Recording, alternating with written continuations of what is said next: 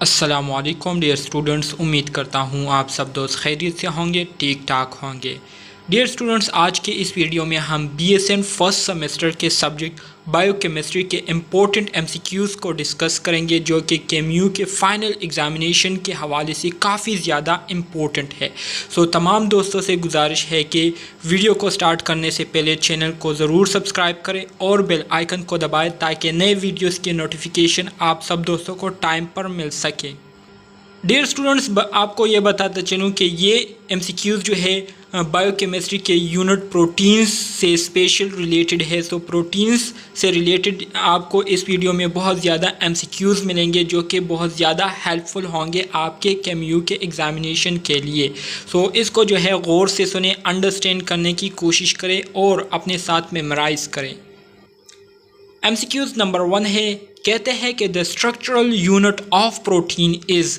ये तो बहुत ही आसान MCQs है। कहते हैं कि प्रोटीन्स का जो स्ट्रक्चर और फंक्शनल यूनिट है वो क्या है, तो सिंपली वो क्या है, अमाइनो एसिड है। ठीक है, option C is correct. MCQs 2, naming of carbon atom in organic nomenclature start from. कहते हैं कि ऑर्गेनिक नोमेनक्लेचर में हम जब कार्बन एटम को नेमिंग देते हैं, उनको नंबरिंग देते हैं, तो किस साइड से हम स्टार्ट करते हैं। ठीक है, कहाँ से हम स्टार्ट करते हैं, तो करेक्ट ऑप्शन इसमें ऑप्शन B आता है, मतलब वन एंड। किसी भी एंड से हम क्या करते हैं, स्टार्ट करते हैं सिंपली जब नंबरिंग देते हैं। MCQs 3, naming of carbon atom in biochemical designation start from. अब बायोकेमिकल डिजिग्नेशन के मुताबिक जब हम कार्बन एटम को नेमिंग देते हैं, नाम देते हैं, तो किस बुनियाद पर देते हैं और कौन से कार्बन से स्टार्ट करते हैं। ठीक है, तो करेक्ट ऑप्शन MCQs 3 में हमारे साथ ऑप्शन A आता है, which is alpha carbon. MCQs 4, which of the following is essential amino acid. मंदरजेल में से कौन से जो है एसेंशियल अमाइनो एसिड है। एसेंशियल अमाइनो एसिड्स का आप सब दोस्तों को पता है कि किसे कहते हैं, तो इसमें हमारे साथ जो करेक्ट ऑप्शन आता है वो है option D, all of them जो है वालीन, ल्यूसीन एंड मिथाइनिन, ये सारे हमारे साथ एसेंशियल अमाइनो एसिड में आते हैं। MCQs 5, which of the following is non essential amino acid. अब मंदरजेल में से कौन से जो है नॉन एसेंशियल अमाइनो एसिड है, तो करेक्ट ऑप्शन MCQs 5 में हमारे साथ ऑप्शन A आता है, विच इज़ एलेनिन। एलेनिन जो है ये नॉन एसेंशियल अमाइनो एसिड है। MCQs 6, amino acid differ in. अब हमारे साथ जितने भी अमाइनो एसिड्स हैं, आप सब दोस्तों को पता है कि हमारे साथ मुख्तलिफ़ किस्म के अमाइनो एसिड्स होते हैं, तो इन अमाइनो एसिड्स का एक दूसरे से मुख्तलिफ होना, किस बुनियाद पर ये एक दूसरे से मुख्तलिफ होते हैं, तो ज़ाहिरी बात है वो हमारे साथ अल्काइल ग्रुप की बुनियाद पर ये एक दूसरे से मुख्तलिफ होते हैं। ठीक है, तो R ग्रुप ऑप्शन D जो है ये हमारे साथ करेक्ट आता है। R stand for alkyl group. ठीक है। MCQs 7, all of the following amino acid show chirality except. अब आप दोस्तों को पता होगा कि कायरलिटी किसे कहते हैं। ठीक है, सो कहते हैं मंदरजेल में से तमाम अमाइनो एसिड जो है कायरलिटी शो करती है सिवाय एक के, तो वो एक कौन सा है, तो करेक्ट ऑप्शन MCQs 7 में हमारे साथ ऑप्शन B आता है। ग्लाइसिन के अलावा बाकी तमाम जितने अमाइनो एसिड है वो क्या करते हैं, कायरलिटी प्रॉपर्टी उनमें मौजूद होती है। यहाँ पर प्रोलीन, अर्जिनिन एंड लाइसिन में कायरलिटी की प्रॉपर्टी ये मौजूद होती है।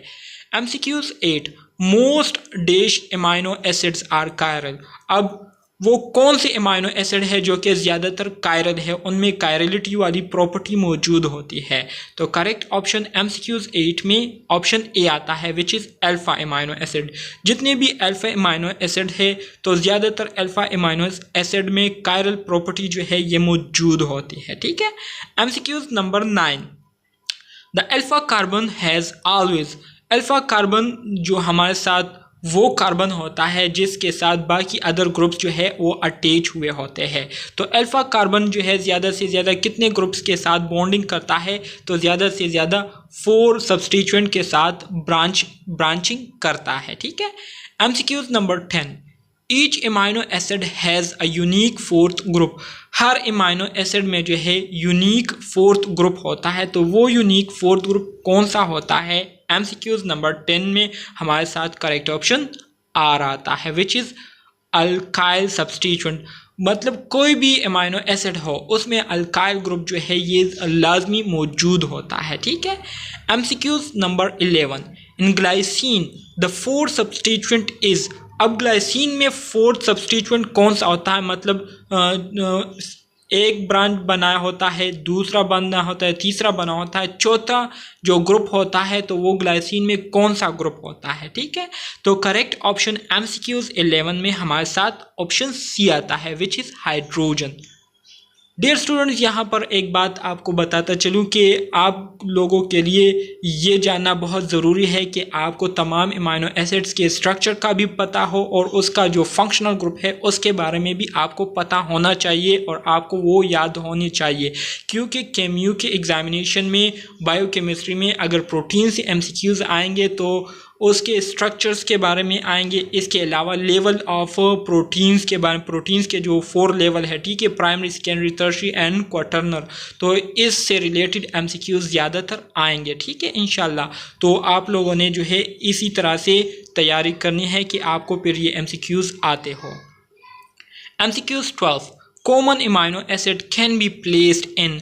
हमारे साथ जितने कॉमन अमाइनो एसिड है उसको हम कितने ग्रुप में जो है रख सकते हैं। तो करेक्ट ऑप्शन एमसीक्यूज 12 में ऑप्शन बी आता है, विच इज़ 5 ग्रुप में, 5 बेसिक ग्रुप्स में हम कॉमन अमाइनो एसिड को रख सकते हैं। MCQs 13, amino acids in proteins are bind by. अब प्रोटीन्स में अमाइनो एसिड जो बाइंड हुए होते हैं, जुड़े हुए होते हैं, तो कौन से बॉन्ड्स के ज़रिए वो जुड़े होते हैं, बॉन्डिंग उन्होंने की होती है, तो पेप्टाइड बॉन्ड उन्होंने क्या की होती है, पेप्टाइड बॉन्ड उन्होंने बनाई होती है अमाइनो एसिड ने, ठीक है, प्रोटीन्स में। MCQs number 14, charge amino acids contain. हमारे साथ जो चार्ज अमाइनो एसिड होते हैं तो ये इनमें जो चार्ज होता है तो किस एटम पर चार्ज होता है जिसकी वजह से उसको चार्ज अमाइनो एसिड कहते हैं। तो option A charge carbon, option B charge hydrogen, option C charge side change on and option D charge oxygen. तो करेक्ट ऑप्शन इसमें हमारे साथ सी आता है, which is charged side change की वजह से अमाइनो एसिड जो है ये चार्ज होते हैं। MCQs 15, polar amino acids have. Option A polar positive side chain, polar uncharged side chain, polar negative side chain, या option D non polar side chain. तो करेक्ट ऑप्शन इसमें हमारे साथ ऑप्शन बी आता है, which is polar uncharged side chain. MCQ 16, condensation products of amino acid. जब amino acid को हम कंडेंसेशन रिएक्शन में इंटर करते हैं तो इससे क्या प्रोडक्ट बनता है। तो करेक्ट ऑप्शन इसमें ऑप्शन ए आता है, which is peptide. Amino acid को जब हम कंडेंसेशन रिएक्शन में इंटर करते हैं, कंडेंसेशन रिएक्शन करते हैं अमाइनो एसिड का, तो इसका प्रोडक्ट जो है हमारे साथ पेप्टाइड्स आते हैं, ठीक है। MCQ 17, peptides are a source of. अब पेप्टाइड जो है ये किस चीज़ का ज़रिया है, पेप्टाइड से हमें क्या मिलती है। जाहिरी बात है पेप्टाइड से हमें एनर्जी मिलती है। Option B is correct. MCQs 18, glycogenesis is the process of sugar formation, protein formation, glucose formation या lipid formation. Glycogenesis, genesis mean formation, glyco mean glucose, so it is the process of glucose formation. MCQs number 18 में हमारे साथ option C correct आता है। MCQs 19, proteins are building block of. Protein जो है ये किस चीज़ का बिल्डिंग ब्लॉक है, मसल्स का, एंजाइम्स का या हार्मोन्स का। तो इसमें ऑप्शन डी आता है, all of them. MCQs 20, Which of the following detoxify harmful toxin and protect body from radiation? मंदरज़ेल में से वो कौन से अमाइनो एसिड है जो कि हमारी बॉडी को हार्मफुल टॉक्सिन से बचाती है और हमारी बॉडी को रेडिएशन से बचाती है, ठीक है। सो ऑप्शन दिए गए हैं cysteine, option B collagen, option C alanine and option D actin. तो करेक्ट ऑप्शन एमसीक्यूज 20 में हमारे साथ ऑप्शन ए आता है, विच इज सिस्टीन, ठीक है। एमसीक्यूज 21, प्रोटीन में भी ग्लोब्यूलर और फाइब्रस। प्रोटीन जो है ये हमारे साथ ग्लोब के शक्ल में भी होता है और फाइब्रस शेप में भी होता है। तो करेक्ट ऑप्शन एमसीक्यूज 21 में ए आता है, which is fibrous. MCQs 22 protein have dash type, proteins के कितने टाइप्स है आप सब दोस्तों को पता है कि 4 टाइप्स है, ठीक है। So correct option MCQs number 22 में हमारे साथ क्या है, ऑप्शन सी है, सॉरी 3 टाइप्स है, वो 4 तो उसके लेवल है, ठीक है। वैसे प्रोटीन्स के क्या है 3 टाइप्स है। MCQs number 23 primary structure protein are in, अब हमारे साथ जो प्राइमरी प्रोटीन्स का स्ट्रक्चर होता है तो वो कितने डायमेंशन में होता है, 1 डायमेंशन, 2 डायमेंशन, 3 या 4, तो वो 1 डायमेंशन में होते हैं। ऑप्शन ए इज करेक्ट, ठीक है।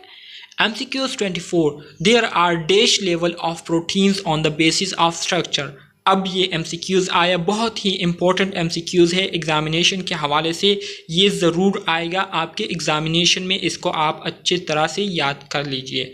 सो प्रोटीन्स के जो है स्ट्रक्चर की बुनियाद पर 4 लेवल है, ठीक है, primary, secondary, tertiary and quaternary.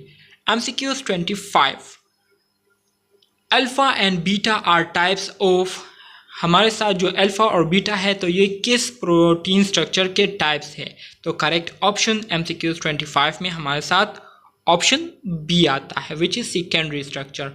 Alpha और बीटा प्रोटीन जो है ये हमारे साथ सेकेंडरी स्ट्रक्चर्स के टाइप्स है, ठीक है।